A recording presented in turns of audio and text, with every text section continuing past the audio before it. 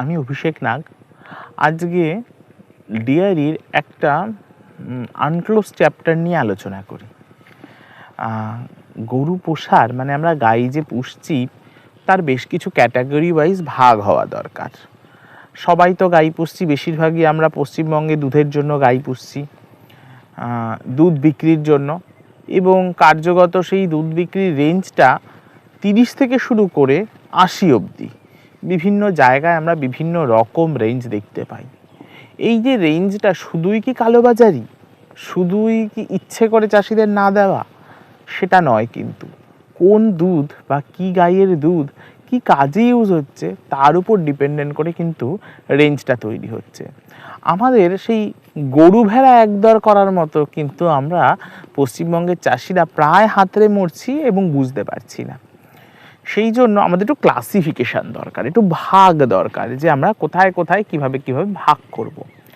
যদি ধরি যে আপনার কাছে একদম অরিজিনাল ওয়েস্ট বেঙ্গলের ভ্যারাইটি জেবু বা নাগরি আছে, যারা বেশ ছোট্ট ছোট্ট হাইটে হবে, 3.5 থেকে 4 ফিট হাইটের হবে, শুধুমাত্র মাঠে চড়ে খায়, বাড়ি আসলে তেমন কিছু দিই না, একটু খড় দিই, গৃহস্থালির ওয়েস্টেজ যেগুলো সেগুলো দিই, একদম দেশি গরু আমরা যেগুলো বলতাম, 2.5-3 লিটার মিল্কিং হয়, সেই গরু যদি আপনি ফার্মিং করেন তাহলে সেটা কি খাওয়ার দুধ, মানে ড্রিঙ্কিং মিল্ক উৎপন্ন করছেন কি?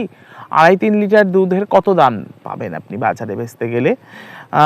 যদি 50 টাকা করেও পান, পার ডে 150 টাকা, সেটা কি এমন কিছুটি হিউজ প্রফিটের জায়গায় দাঁড়াবে না।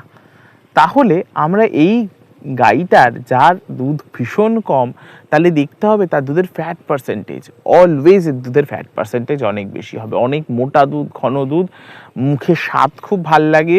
প্রসেস কিছু জিনিসপত্র বানালে আমরা এখনও মা মাসিমারা খোঁজেন যে দেশি দুধ পাওয়া গেলে এই রান্নাটা করতাম, এই মিষ্টিটা বানাতাম। ঠিক সেই রকমভাবে ওদের দুধের ওই ফ্যাট পার্সেন্টেজ আর তার সাথে জলের পরিমাণ দুধে সেটা কিন্তু কম আছে। তাহলে এই ধরনের ভ্যারাইটিদের ক্ষেত্রে আমরা কি করব? দুধ থেকে ফ্যাট কাটিং করব। অবশ্যই এই দুধটাকে আমরা বাই প্রোডাক্টে কনভার্ট করব। প্রথমত দুধ থেকে যে ফ্যাট আছে সেই ফ্যাটটা আমরা তুলে নেব দুধ থেকে। সেই ফ্যাটটা থেকে আমরা ফ্রেশ ক্রিম বানাতে পারি, সেই ফ্যাটটা থেকে আমরা মাখন তৈরি করতে পারি, ঘি তৈরি করতে পারি। যদি ঘি করে ফেললাম তাহলে শেলফ লাইফ অনেক দিন বেড়ে গেল, একটু কঠিন হয়ে গেল, মানে পচবে না, অনেক দিন বেড়ে গেল, থাকলো। তার সাথে সাথে বাকি যে দুধটা থাকছে সেটায় জলের ম্যাটারটা কম, দুধটা কিন্তু ঘন এদের, ফলে সেটাকে যদি আমরা ছানায় কনভার্ট করে দিই তাহলে অনেক বেশি ছানা পাবো। ছোট স্কেলেই হোক না, পনির তৈরি করুন, ছানা তৈরি করুন, করে আপনারা বাজারে বিক্রি করে দিন। বিভিন্ন দোকান কোয়ালিটি ওয়াইজ ছানা নেওয়ার জন্য বসে আছে। যদি কারোর পক্ষে সম্ভব হয় দইয়ে কনভার্ট করুন, দইয়ে কনভার্ট করলে দুধের পুরো রেশিওটা অন্যরকম হয়ে যায়। একটু হয়তো টেকনিক্যাল নলেজ নিতে হবে, শিখতে হবে, অনেক ইনস্টিটিউট আছে গভর্নমেন্ট প্রাইভেট, কোথাও থেকে একটু শিখে নেবেন, দিয়ে আপনারা ওটাকে দইয়ে কনভার্ট করতে পারেন, তাহলেও কিন্তু একটা ভালো ডিমান্ড আপনার কাছে রেডি হবে।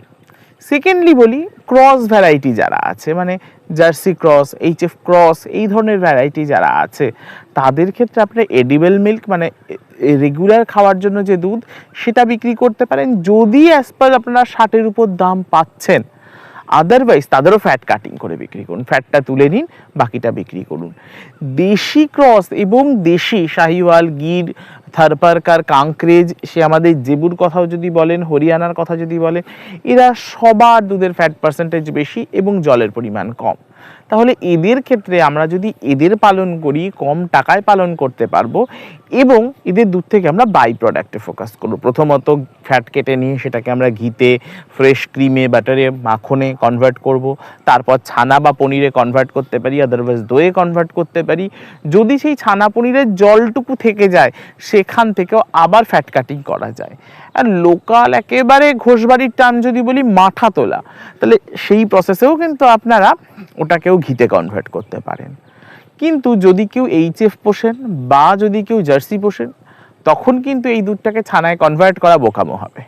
তাহলে এডিবল মিল্ক হিসাবে অনেক কম ঘন, প্রোটিন তুলনামূলকভাবে কম, ইজি টু ডাইজেস্টেবল, বয়স্ক থেকে বাচ্চা থেকে সবাই ডাইজেস্ট করতে পারে, এই দুধটা কিন্তু পরিমাণে বেশি, মানে তাদের ল্যাকটেশন অনেক বেশি, ল্যাকটেশনের ডে বেশি, পরিমাণ বেশি, কোয়ান্টিটি বেশি, কোয়ালিটি একটু কম হতে পারে, তারা কিন্তু ড্রিঙ্কিং মিল্ক হিসেবে বিক্রি করুন। তারা কিন্তু 40 বা 45-এ আপনারা রেগুলার পানীয় দুধ হিসেবে বিক্রি করুন। তাতে বরং সমাজ উন্নত হবে, আমরা চাষিরা ক্লাসিফিকেশন করতে পারবো, আমি এটা পুষছি মানে আমি কোথায় পুষবো, আমার নির্দিষ্ট বাজার দেখে আমি মিল্কিং হিসাব করতে পারবো, আর কোন দুধের দাম কত হবে আর কেনই বা হবে এই